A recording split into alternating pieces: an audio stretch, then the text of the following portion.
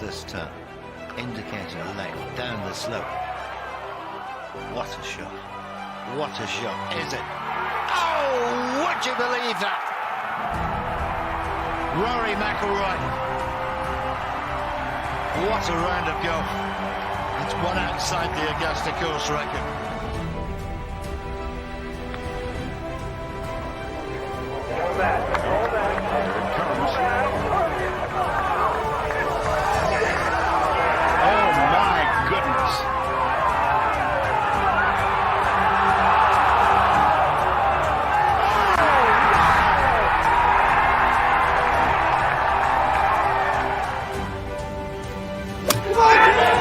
Oh my goodness. This is way more aggressive than I anticipated. Oh, man!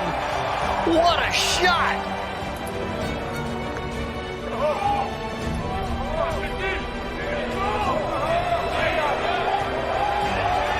I'd say that's pretty good. Whoa!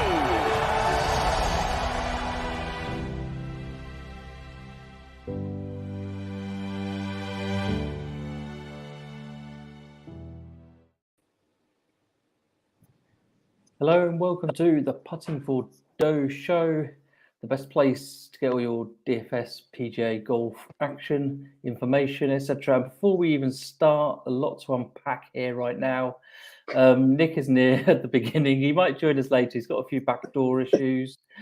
And Jack is in the middle of a four-figure DFS sweat right now. So if he seems distracted during the show, that will be why. Evening, Jack.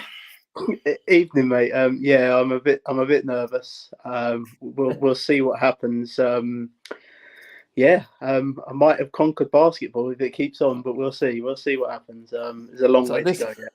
This is going to turn into one of those sort of watch-along episodes and stuff. I can't remember Jack being so animated on one of these shows before, but quite understandable, really. And it should the European League basketball DFS slate that he's on should finish during this show. So yeah, it will. Let's see what happens. Let's see what happens. But we are here primarily to talk about golf, and we'll get to the Valero Texas Open in a minute. But as all you loyal viewers know, we didn't do a show last week. We took the week off. How did you do DFS wise, Jack? Yeah, very good. Double ups king as usual. Made a nice little bit of profit, mainly at the Corrales.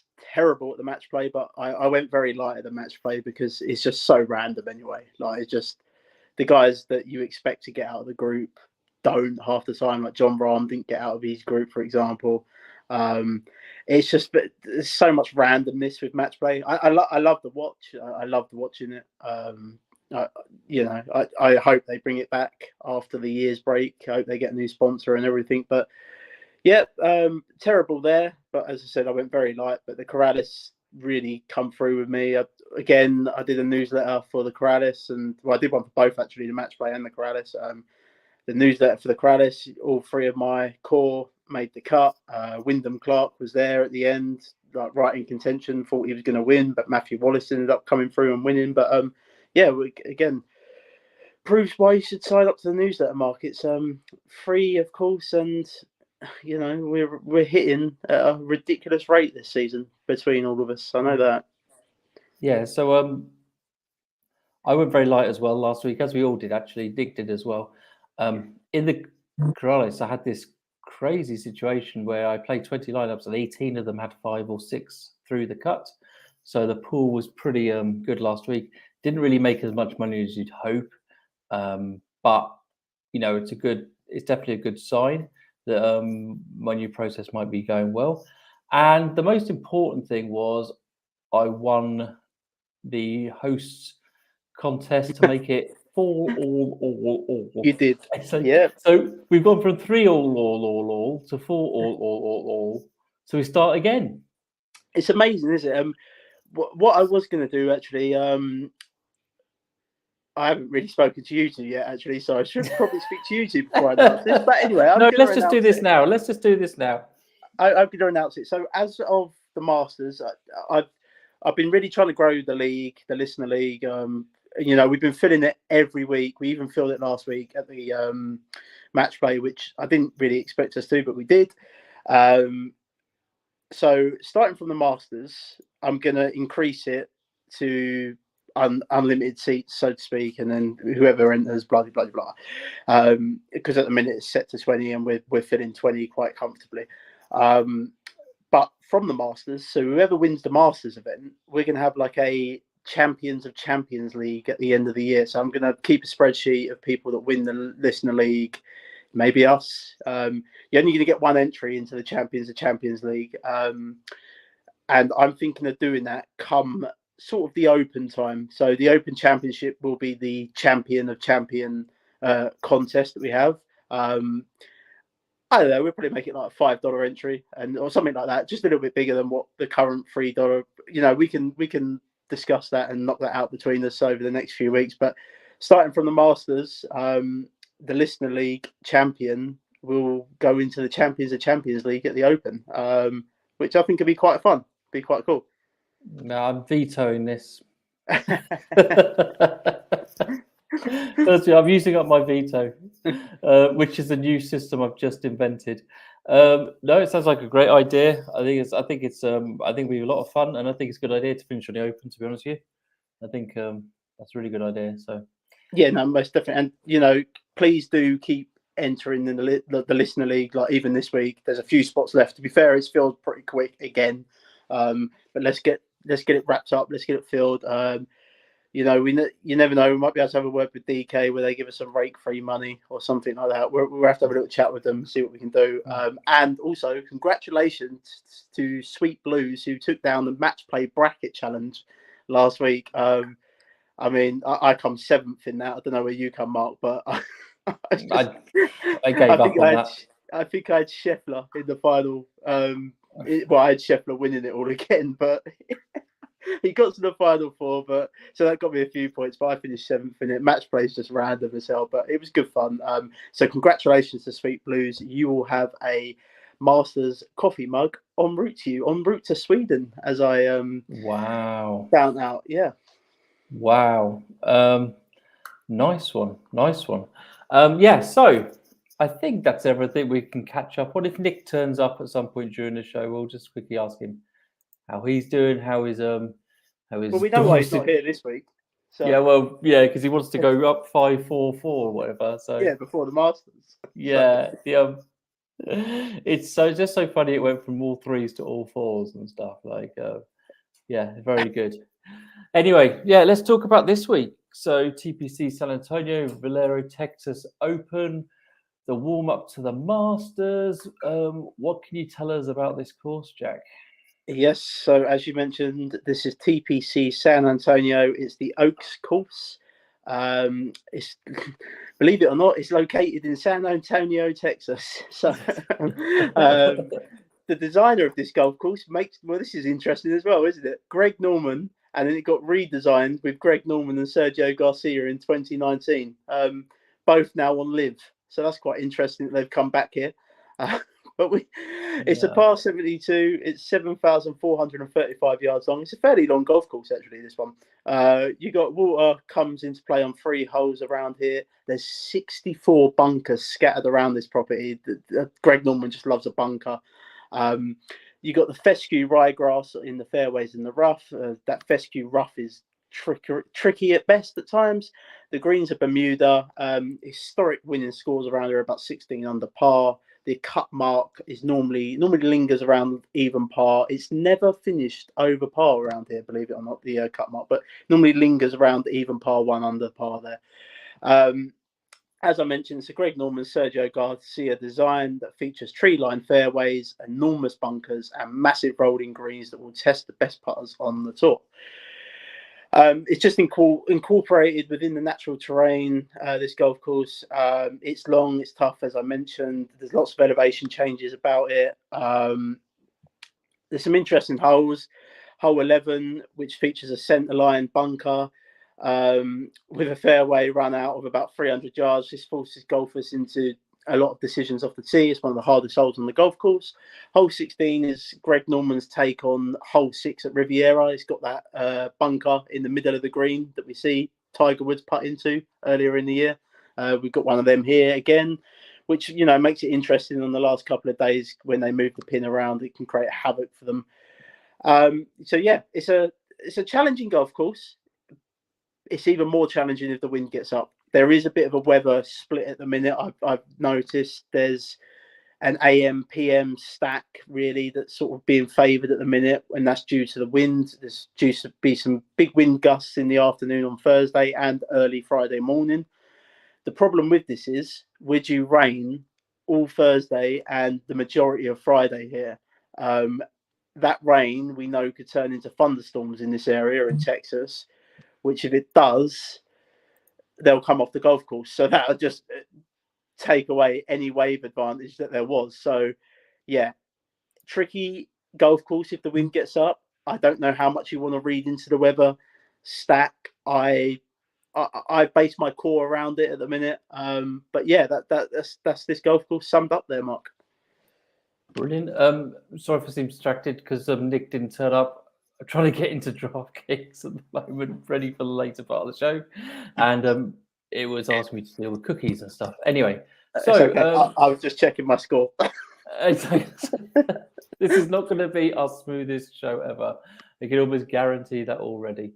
So, what about your model for this week, Jack? What are you looking at? Strokes gained approach, surprise, surprise, is the strongest one that I'm looking at again this week. You need to be very good on the approach around here. Strokes gained off the tee, it does sort of favour a longer hitter of the golf ball. As I've mentioned, it is a long golf course. But it also favours good drives as well. So good drive percentage I'm looking at the proximity buckets of 150 to 175 and 175 to 200. Strokes gained around the green, scrambling, sand saves. Mentioned the 64 bunkers on this property, so I want players that are good out of the bunker. Strokes gained on putting, Bermuda. Strokes gained putting within 10 feet and par 5 scoring. That's my model this week, Mark. Cool. I cover lots of similar stuff. Nothing particularly out of the ordinary. Slightly more on around the green than I would put normally. I think is safe to say, because of all of the bunkers, etc., etc. Before we go in to start looking at individual players, we have covered, I think, everything off in terms of things we want to talk about, listener leagues, etc. Your season-long track is still going. That is proving invaluable at the moment for people. If you're playing season-long golf, still hit up Jack for that on his DMs. If you're it's still like, I think on the fan team one, it's still like another 20 weeks to go. So still value in that. Yeah, there's still quite a few weeks to go on that. Yeah, there's still lots of value in that. So I think, I think we've covered all of that. So let's see if we can start looking at some DraftKings lineups. Cool.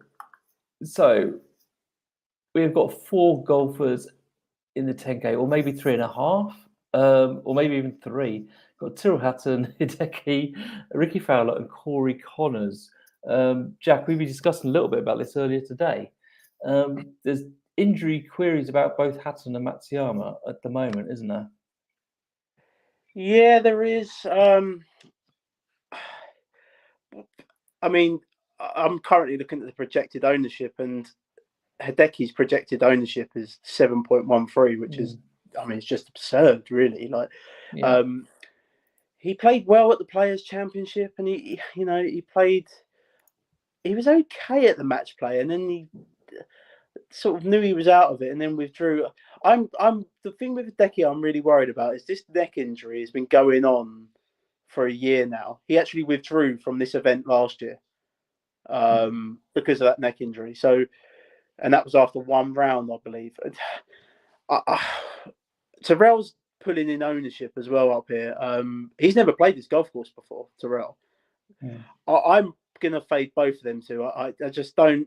I don't want to play a golfer with a wrist injury, and I don't want to play a golfer that's had a neck injury for a whole year. Personally, I get the stats for Terrell, especially. He's going to pop in everyone's models. He's probably going to be the number one player in most people's models. Spoiler alert, he's not my number one player this week in my model, but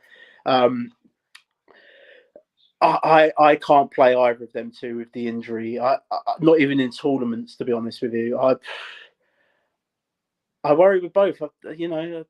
They're both going to the Masters next week. I don't really see why either of them are here. Yeah, it's weird, and I think I would rather just play the chalk in Ricky Fowler. He needs to win to get into the Masters. We know that. He's been playing well this year. He's made 5 cuts. 5 of the last 5 cuts he's made there. He's got good course history around here. He was 35th last year, sorry. Which, is not great, but he wasn't in great form, and he still come 35th last year. He was 23rd. He was 14th the year before that, and then he actually won this tournament. Oh no, that's Corey Connors. I'm looking at here. Sorry, I'm looking at Corey Connors. Sorry, guys. Corey, right? No, stay on Ricky. So Ricky got here last year, but obviously he was playing a lot worse than what he is now. And then he was 17th in 2021 and 17th in 2019. He plays well in Texas traditionally, Ricky. He's going to be very popular this week. I think he's a lock for cash games, to be fair. I'm probably going to play him in cash this week. But yeah, I like Ricky. To be honest, Mark, my order would probably go Ricky, Connors, Hatton, Matsuyama. And, that's not far off the ownership levels that way either. Yeah, I just think that because 1 week out from the Masters, if Hatton feels a twinge or Hideki feels a twinge, they're just going to walk off the course. That's kind of the danger. Having said that, Hideki's ownership is so low. It is, for his talent level. It's just he's asking to be played, really. So we'll see. At the moment, I've got Hatton in my GPP lineup, but that's as much as a holder. It means I can play anybody else, to bring them in. So we'll see. We'll see. But yeah, I think similar to you, I would, generally speaking, prefer Fowler and Connors. But yeah, we'll see. I would check the ownership again tomorrow morning, projections on that, and see if Hatton's come down. If Hatton's come down, then I'm just going to play him as well. Just keep an eye on the weather. Like, you really do need to keep an eye on the weather this week. I didn't mention actually in the preview just before we go on. In 2016, there was a weather split here. It was one of the worst weather splits in golf DFS history. So there was a 4-stroke difference between the two waves. I can't remember what way the waves were around, but there was a 4-stroke difference between the waves, and only 12% of golfers from the bad wave made the cut. Yeah. The other thing about the weather here is, like, you could look at it and you'll, and an hour later, it will have all changed, the forecast. So it's very tricky. But there you go. 9Ks, not many in the 9Ks this week. Taylor Montgomery, Si Woo Kim, Davis Riley, Chris Kirk, Matt Kuchar, and Ryan Fox. I think I know who you're going for here. Yeah, so Matt Kuchar's my core play this week. Number one, start with Kuch, the old veteran. I mean, he's just money at this golf course. He's made 10 out of 10 cuts here, 6 top 15 finishes, including a runner-up finish last year. He's had a bit of a mixed bag this season. He's made 7 cuts from 11 appearances this year, but every time he has made the cut, he's had a top 35 finish, which you like to see that. And he's doing it on golf courses. He's making the cut on golf courses that he likes. He likes this golf course, so I'm expecting him to make the cut again. And who knows? He could potentially win here and then book himself a ticket to the Masters, because he's not currently in the Masters field, and he is the number one player in my model this week. So I will be starting my lineups with Cooch this week. Yeah, his ownership isn't too bad either. No, I'm very much Si Woo Kim in this range. Great history here, just fantastic. He's missed 1 cut in the last 8. Just seems to love this course. It's the only thing puts me off a little bit is the ownership on him, but not too much. As we often say, we'll get different somewhere else. So yeah, he's Siwoo Kim for me is my favourite player in this range. I do like Siwoo as well. Actually, yeah, I thought we've liked him. I've written him up in the newsletter as well. We've liked him. We've liked him all year, really, haven't we? we have, yeah. He's been kind of one of our staple plays and stuff, especially in cash. Yeah. Anybody else tickling your fancy here in the nines? I don't mind Chris Kirk. Obviously, he's had the win at the Honda earlier in the year. Fairly decent course history here. He's made three of the last 5 cuts that he's appeared here. Dialed in with his irons at the minute. Very good on strokes gained on approach. So yeah, I don't mind going to Chris Kirk there. He'd probably be someone that I look at. I don't really want to play Taylor Montgomery or Montgomery. I mean, he's losing strokes on the approach. All he does is just gain strokes putting. I don't know if you. I don't know if you watched any of the match play last week, Mark. But I didn't see any of that. He basically was. I'll tell you who he reminds me of Jordan Spieth. He was spraying the ball everywhere, and then he got on the green, and then nailed the 40-foot putt. And it's just it's not sustainable, that sort of golf. So I think I'd probably fade Montgomery. I think he's going to be quite popular because people just see that he's been playing well, putting up decent top 20 finishes and things like that. Never played this course before. Yeah, I'm just going to fade him. That's going to, I fade Jordan Spieth for a reason. If he burns me, he burns me. Fair enough, but. Yeah, I'm staying away from Montgomery in this range. And I don't really like Davis Riley either, to be honest. Not that ownership level. Yeah, me too. I'm staying away from him. The other player who's even in my my tiers rankings is Ryan Fox. So yeah, he's the only other one there. Done it across lots of tours, etc. I haven't checked his ownership today actually to see where he is, but yeah, he's been good. Light flicker in there. Christ alive, this is going to be close. Have you looked again? Have you? Yeah, I have. I will share it with everyone after. This is going to be very close. Well, let's hope it's close in a good way. If you're going to share it with us all. Let's hope it is. Okay, should we move on to the eights? Yeah, please. It's just as we talked, it's funny, before me, Jack, you and me had a little chat this morning. We'd happily make up lineups out of the 7s to the 6s. And I thought initially I was not a big fan of the 8s. But having got done a bit more research, I'm actually quite liking this range now. We've got JJ Spawn, Alex Noren, Ben Griffin, Bazoon Hoot, Matt Wallace, Thomas Deptree, Cam Davis, Adam Schenk, and Nikolai Holgaard. Anybody you really like in this range? Yeah, so the middle of the second of the core play is the big Dane, Nikolai Højgaard. Come second last week at the Corales. One shot behind Matt Wallace, which was nice to see. He won't be known by many people that follow the PGA Tour, but Højgaard is a serial winner on the DP World Tour, along with his brother Rasmus Højgaard. They've both dominated that tour for about a year now. That second place finish last week means that Højgaard now has 5 top 15 finishes in his last 7 starts worldwide, which is impressive to see. Yeah, he's a great fit for this golf course as well. He ranks 6th on the DP World Tour in strokes gained off the tee, and he was number 1 in the field at the Corales last week in driving distance and greens in regulation percentage. That's the perfect fit for this golf course. You want golfers hitting the greens in regulation, and you want them hitting it far, and that's the perfect recipe to success at this golf course. He's a sneaky pick for the Ryder Cup down the line at the end of the year as well. He's probably going to have to win on the PGA Tour at some point to get in. Why not this week? I really like him. He's a serial winner on the DP World Tour. I don't think he's scared of anyone on over here. No, I think do you know a crazy stat about him? He's like my favourite in this range too. Is that in last 32 rounds he's gained strokes on the field in 93% of them. Just so phenomenally consistent. So yeah, I do really like him. Yeah.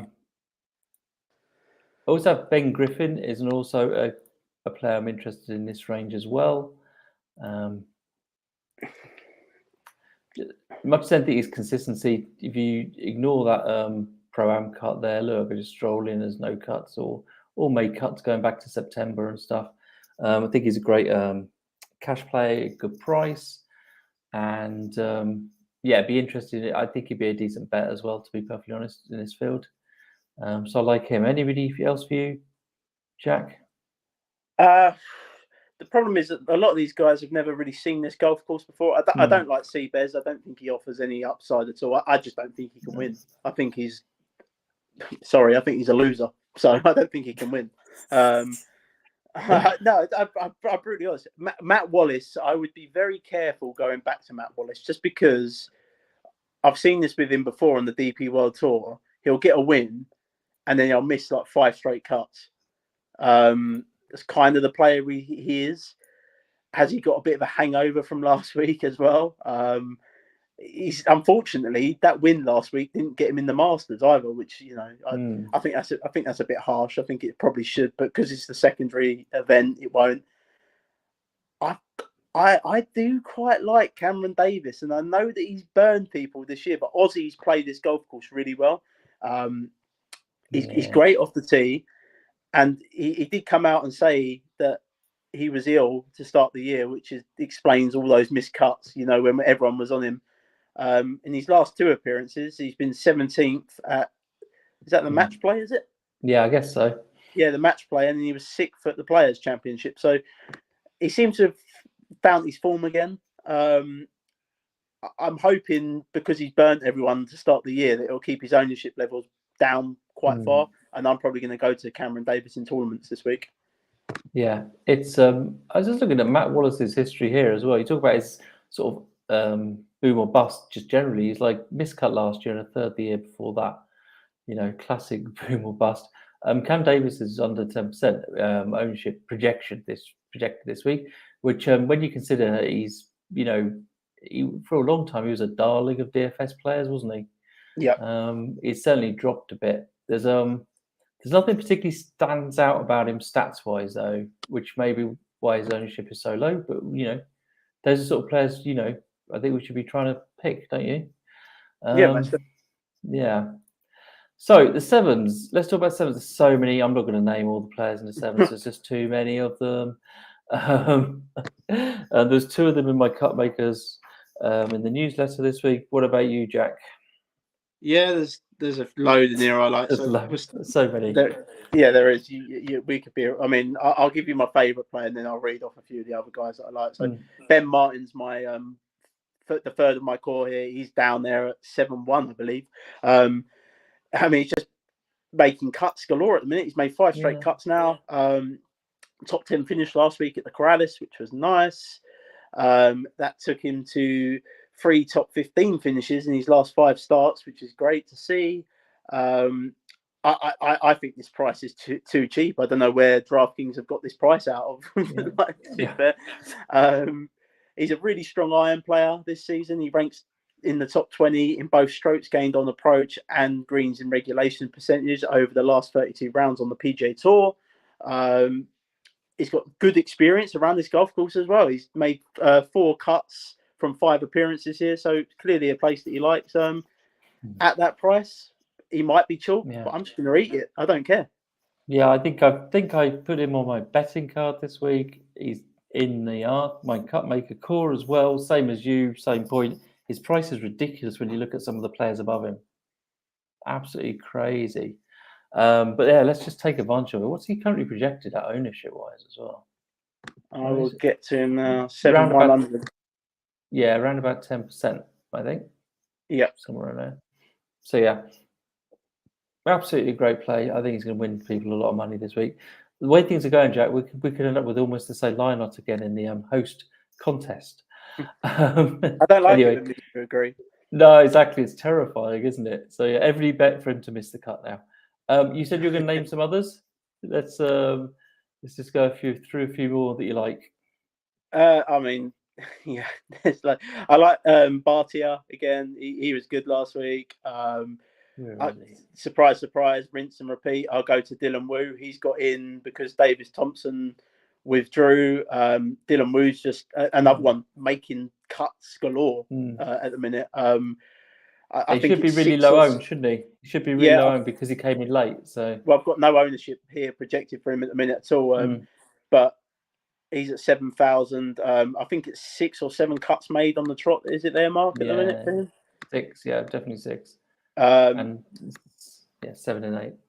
So yeah, I don't mind going to Dylan Wu. You come near the top of this range at 7-9. I don't mind Aaron Rai. He's very good with his irons. We know that. He burned me at Honda, Aaron Rai, which I've sort of stayed clear of him since. But he had that 19th at the Players Championship. Good course history here. He was 29th here last year. Just can't watch him with those 2 gloves that he wears. It drives me insane. There's so many golfers you can't watch. I was surprised you could watch anything. Nick Taylor, don't mind Nick Taylor in that range at 7-6. Hayden Buckley is another one that I'll go back to. Bo Hostler's a bit of a boom or bust play that I don't mind. Surprise, surprise, I might play Grillo because I'm a degenerate and I like playing Grillo. Even though the dude just can't putt. He does everything else really well, but he just cannot putt, to save his life. This range is just stacked. There's loads of guys I could. Nate Lashley, Tyler Duncan, Will Gordon. There is loads in this range that I like. Garrick Higo, Patrick Rogers, Eric Cole, Molinari. I'll play Benny Ann. I've played Benny Ann loads of times this year. I'll play him again. SH Kim. I've played loads of times. I'll play him again as well. I love this range. So it's going to be hard for me to get out of it. You could just. I think if you're building 20 lineups, you could just literally just tick the whole 7s and just let it just create random lineups from the 7s. I really do think you could, and I might still do that before tomorrow. 1 minute left. Are you still in the lead? Yeah, by about 6 points. Okay. Whilst you're distracted, let me talk about the Spaceman, Sam Ryder. I've written him up in the newsletter as well. Been very consistent. I think he's a lot more consistent than a lot of the players priced above him. I like lots of the players that Jack liked. Let me just check my notes, see if there's anybody else we're interested in here. You've mentioned him. Sam Ryder we've done. Spaceman. Yeah, Spaceman Sub. You're getting it now. You're getting it. I still don't have a clue what it means, but yeah. No, but just enjoy it. Just enjoy it. Kramer Highcock is very good. Last 5, very consistent. Terrible history here, but I don't think he's ever probably come into here with 5 made cuts in a row before. Am I even going to get any attention out of you if I move to the 6K range? Mark, he's done it. Bosh. I wish we had sound effects on this now. I wish we'd added some sound effects. Fuck yeah! Sorry. Oh dear. Okay. Oh mate, can't win a single entry. Remember that. Basketball beaten. Completed it. Done it. You'd have to play it again. I don't, but that was scary to say the least. Well done, Jack from Scoped. There you go. I don't think we're going to get much. Coming back. Don't worry. Quality analysis out of Jack for the rest of this now. You will.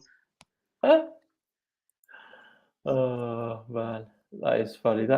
Anyway, I'll tell you. Whilst we're waiting for Jack, I'll just mention a couple of players I like in the 6Ks. I'll start with the old friend of the show. We picked him at almost minimum price a couple of weeks ago, and he made the cut again last week. Trevor Werbelow. I can't believe he's 6'2" only. You love Werbelow. No, he just makes cuts. Look at it. He just makes cuts. And if you think he's only 6'2", some of the players above him, that's just crazy to me. So he's one I liked. And then the other random player in the sixes, which just looked good on paper, was Kazuki Higa, our old friend from Japan. He just wins on the world tour. He doesn't play masses, but he just does. He just wins, and or top fives anyway. And yeah, so there's another one. I'm surprised he's actually 6'9", to be perfectly honest. I thought it was a bit high for such a sort of generally unknown golfer, but there you go. So those are my two main ones in sixes. Yeah, 6K range at 6'9". I don't mind Lucas Glover. Made 2 cuts out of his last 2 appearances. Good course history here as well. 18th last year, 4th the year before that, and 14th the year before that. So he's had 3 top 20 finishes every time that he's appeared here. So I don't mind him at 6'9". I don't really think he needs to come down into the 6K range this week. But if you did, I think me and Mark have probably given you a few players there that you can use. Yeah. The to be honest with you, the sevens is so stacked. It's you can easily make up money by being at the bottom of the sevens. Most definitely. Yeah. So let's we're going further. Let me just check. Yeah, cool. So we start building a couple of different types of lineup. Let's do it.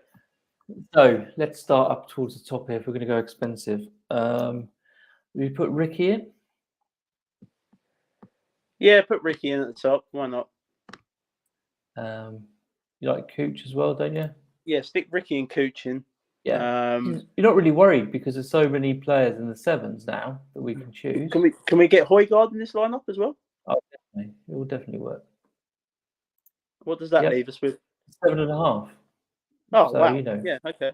We've got loads of options. Ben Griffin at 7-1. No, Ben Martin, sorry. Ben Martin, 7-1. In he goes.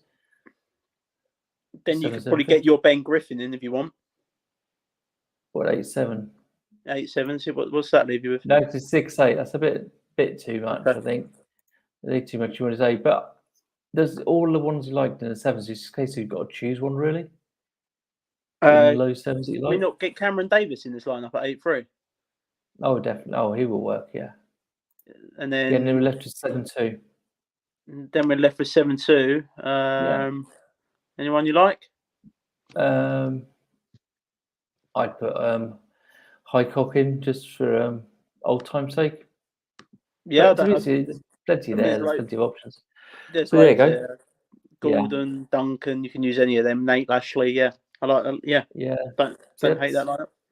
Should we try and do a Hatton lineup for the listeners? I mean, I've not even tried it, but to be honest with you, you can probably do if I just go all the way down and put in old friend of the show, Trevor Werbelow, and Hatton. You're still on A2, so in theory, you can still have like a Siwoo Kim as well. Someone up like that. What do we can fit in? Then you can still have Ryan. You can still have somebody in the 9s or top 8s as well. Okay, stick Siwoo in. Yeah, Siwoo's in. All right. Hatton, Werbelow, Siwoo. That gives 7-7. 7-7. Okay, so we're back to kind of where we was with the other lineup, really. Yeah, similar. You can if you. Sorry. I was going to say stick your boy Sam Ryder in if you want. Yeah, he's But I was saying before you got him in, actually, you can still go quite high up again if you want to. You can still actually, if I look at Sam, you could put. Paul's asking what I won. $1,000 on Euro basketball. Not him. Scopes told him it's NBA. I wish it was NBA. I can't win for anything on that. But Euro basket. Definitely not on NBA. If it was 4 figures in NBA, where the decimal points would be quite over towards the left. Anyway, sorry. Where were we? Don't worry, Scope. They gave us a laugh. Don't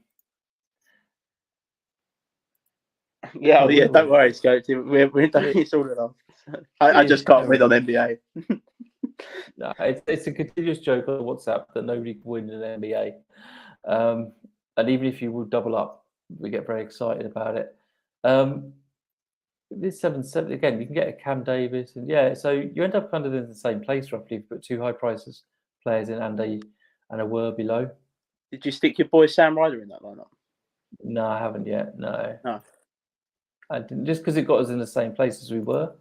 Yeah. Which is Should we 7-7. just try and should we do one more lineup because we've got a bit of time? Yeah. Should we try and do one within the 8K range rather than try and sort of fade that chalk at the top? And yeah, we could choose 8s and 7s.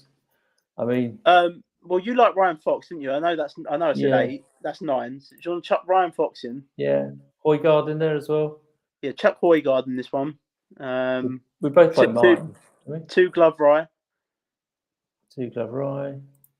You end up with loads of money left over. We both like. We're going to always play Martin in all these lineups. I think pretty much, aren't we? Yeah, both like him a lot. Martin in. We're gonna save so much money on this lineup. How much we left now? 9 on each on 2 golfers. 9,000 on each. Yeah, you'd have to spend it all. That's the thing. We'll stick Cooch in. Where is he? 9-2. Yeah, lose 8-8. And then Ben Griffin. We like Ben Griffin, both of us. Yep. I mean, I like that's that super. That is super balanced. Super balanced. I think that'd be a great cash line of that. Yeah, most definitely. I just think it would. Cool. So I think we've done that. We've pretty much covered that. So let's get rid of that. Honestly, Scoped, Jack doesn't mind. He's like, he really doesn't mind at the moment. Jack's very happy at the minute. Yeah, exactly. And he's talking about himself in the third person, which definitely means it's time to finish off.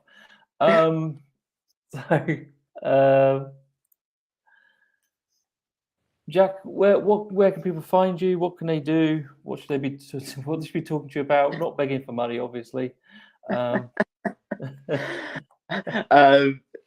You can find me on the Twitter at Jack Humphrey DFS. The newsletter for the show has already dropped today. Dropped about 7 o'clock, something like that. It's got everything you need in there: course previews, stats, my core, Mark's cut makers, weather, tee times, you name it, it's in there. Bets, we've got you covered. Like we have every week. I counted how many you've actually done now, Mark. 16 of these newsletters have gone out. Wow. And I think if you'd followed, I reckon if you'd followed about 85% of them, you'd have been very profitable. Yeah. So we've had a good start to the season. Let's hope it continues this week. It's been a good start to the week already. So we will move on. Listener League's open. There's only a few spots left, so make sure you get involved in that. There's a link to that in the newsletter as well. But yeah, let's all have a good week this week. Let's take some golf down now. It's time we move on to the next sport. Let's get golf takedowns done, completed. Well, it's been good. It's been quicker than normal, but I think that's understandable in the circumstances. And I'll finish off in a way that Nick likes to. Nick, let's hope that we see you next Tuesday. Let's get the lead. Yeah, he'll be here next Tuesday when he's won the podcast league this week. So don't worry, he'll be back next week. Okay, we know that. Okay, cheers everyone. Cheers, guys.